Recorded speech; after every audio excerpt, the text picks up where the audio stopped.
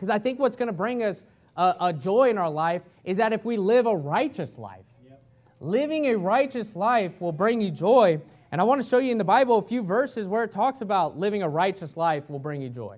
Because you know what? Living not a non-righteous life is not going to bring you joy. And you'll see that.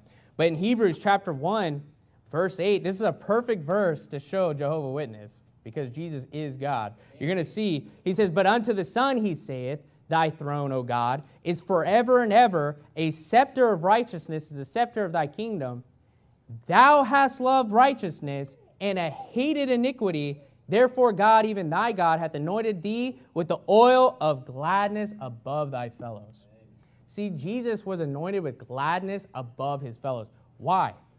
Because he loved righteousness and he hated iniquity. Hey, you know what? If you want joy in your life today, if you want joy this morning, you know what you got to do? You got to love righteousness and hate iniquity. But there's another group of people. I mean, think about the most unrighteous people you can think of. Brother Scott was preaching on that Wednesday night. There's a group of people that's just filled with all unrighteousness. And I mean, that's the Sodomites. And you can just read Romans chapter 1, and you'll see that there's a group that's filled with all unrighteousness. And I even looked up some statistics on them. Listen to this. It says depression rates among Americans who identify as LGBTQ are considerably higher than those who do not identify as LGBTQ. So he's saying, hey, people that identify as LGBT or whatever, you know, the Sodomites, you know what? They're more likely to be depressed. And it stands true, this statistic stands true, because you know what? The Bible stands true. The Bible says that they're filled with all unrighteousness. Now, they go around and they act like they're happy, right? What's their slogan? Gay pride, being happy and all this. But you know what? They're not happy. They're depressed. Their suicide rates through the roof. Even in the same place as Help Advisor study, it says nearly 2 out of 3 people who identify as LGBTQ experience feelings of depression to some degree, a rate that is higher than those who do not identify as LGBT.